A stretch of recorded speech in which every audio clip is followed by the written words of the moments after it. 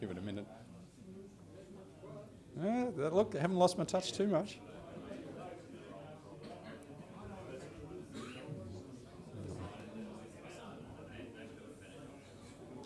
I think it's that one.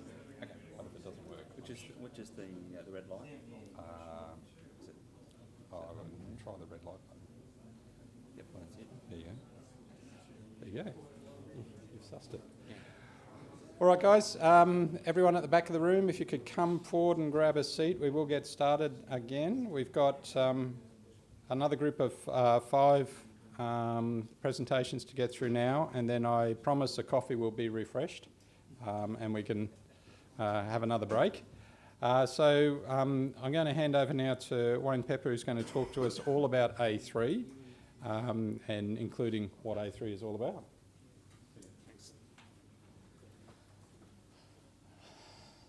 Thanks a lot.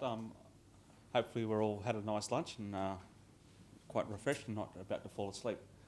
My name's Wayne Pepper. I'm the A3 convener. I'm from CIGRE in Sydney. I've been on the A3 panel since about 2005 and been the convener for 4 years. I'm a switchgear engineer, so that's where my passion is with equipment. So A3 is as the name says, it's involved with high voltage equipment and also distribution equipment. The distribution area has only come into the panel about 2 to 3 years ago when CIGRE decided to move downwards in terms of the voltage area. So now we're involved in distribution equipment below the 100 kV. We were probably involved with high voltage circuit breakers up to 72, but now we're pushed down into the lower areas. So those equipment categories are shown on the screen there. It's what we look after. Basically, it's the outdoor equipment in substations. Indoor GIS is looked after by B3.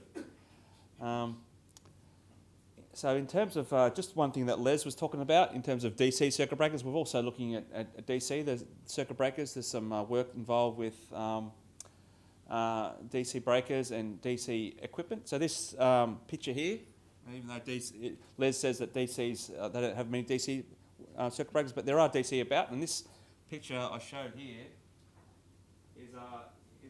is a diagram on how a DC circuit breaker works. So with not having a current zero as we have in AC system, and we use the AC current zeros to interrupt current, we need to force a current into the DC current to interrupt that current. So they use a complicated system of surge arresters and other devices which commutate the current away from the main circuit, create a 0 point, and then they open an interrupter. That's how that works. So our areas of interest are high voltage equipment, different technologies for equipment. There's lots of stuff going on with changing conditions on network, changing fault levels. How do existing breakers handle, or existing equipment handle changing fault levels, changing currents? Is it easier to upgrade equipment? We're looking at intelligence in equipment, diagnostics of equipment in transmission and distribution equipment, reliability, we're looking at testing, and mitigation methods for overstressing and overloads. Our study committee convener, we've got a new one which started last year, is from a distribution equipment area. So there will be now a greater focus moving down into that area. And there's recently been a working group started on generator circuit breakers, which is probably an area that we haven't really looked at in the past. But possibly not in the generator circuit breakers for thermal power stations, and more in the generator circuit breakers for use in probably lower power stations, so to speak. So so this year we had a meeting. Our study committee meeting was in Bucharest in September. We went there. In Romania, they have a conference called the CMDM, which is a condition monitoring conference every 2 years. So we joined as part of that. So that was a 3-day conference that was organised by there, and there was a whole range of papers. There was and some tutorials presented by 3 study committees and some of the locals as well. Other activities that's going on, 2 working groups have completed their activities in 2019. We've got 3 new working groups commencing, and we've got currently 8 working groups carrying on. One new proposal is for a utility advisory board to commence, so that's like a meeting every twice yearly in amongst the study committee with utility members trying to find out what's going on in utilities and certainly in that medium voltage area with what issues they're having, and we're going to use that utilities advisory board for proposals for new working groups and also the preferential subjects for conferences. So what's been delivered this year, only 1 technical brochure was done, and that was on controlled switching. It's probably about the 5th or 6th brochure on controlled switching. A green book was put out last year at Paris. So as of September, they had sold 489 copies, which is good. There was a contribution to a chapter on asset management from an Australian rep.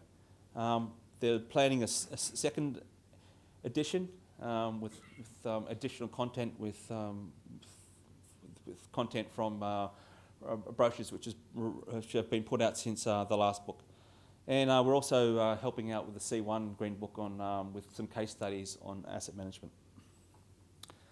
So I just want to talk about one of the big issues in the electricity industry, and that's SF6. I suppose everyone knows about sulfur hexafluoride.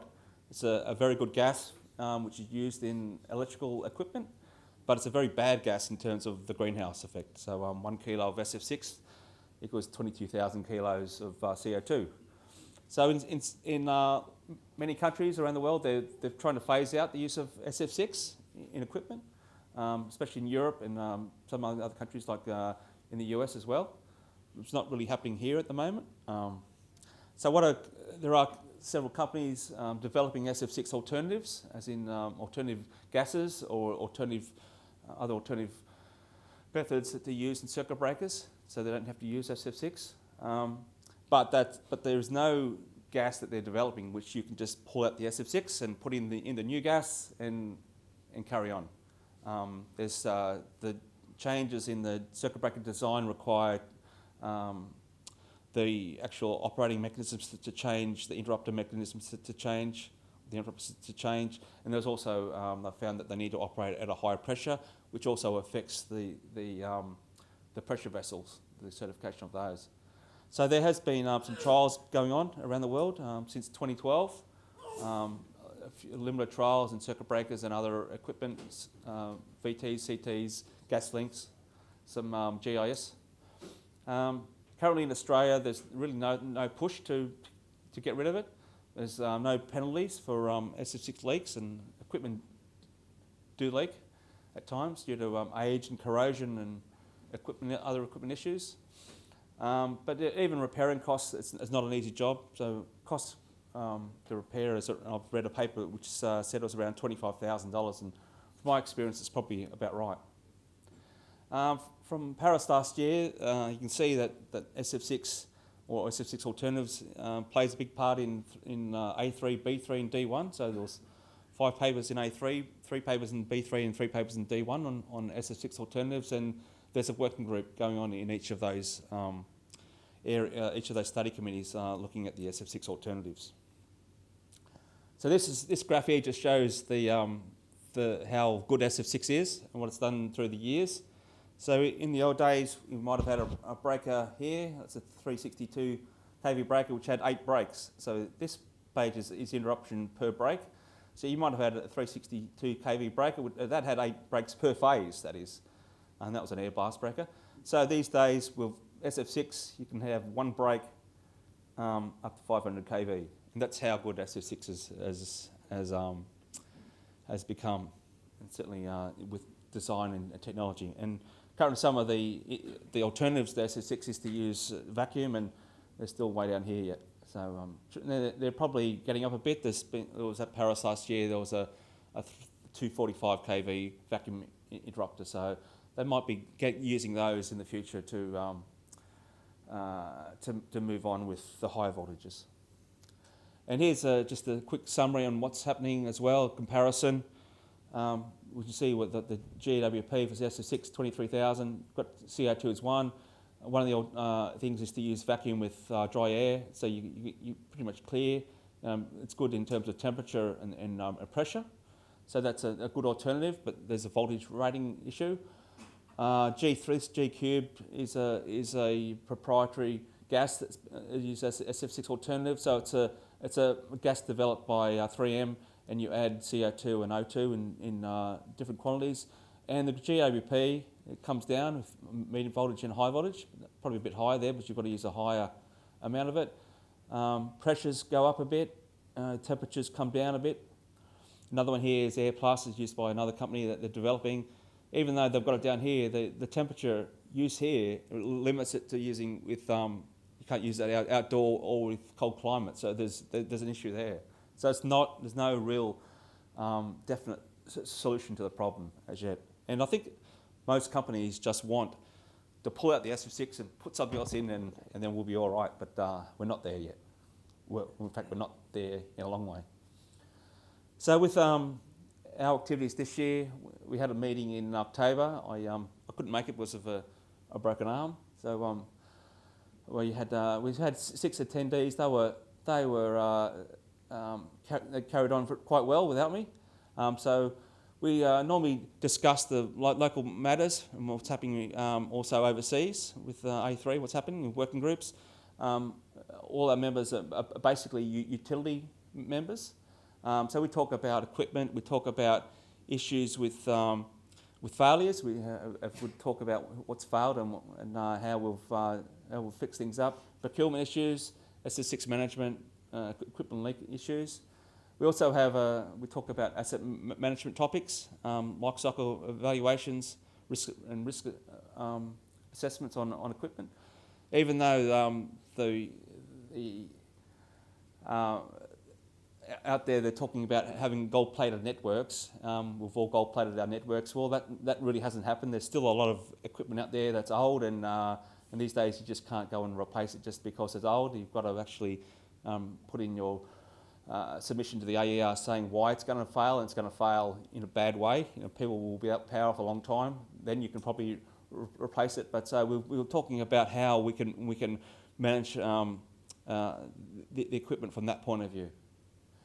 We also provide equipment. We provide information on surveys. There's some surveys going on. There's an equipment reliability survey, life cycle management survey panel working group.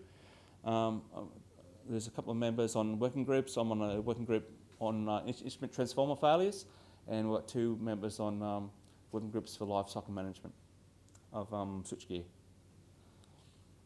Thanks, and I think there'll be questions later. Thanks.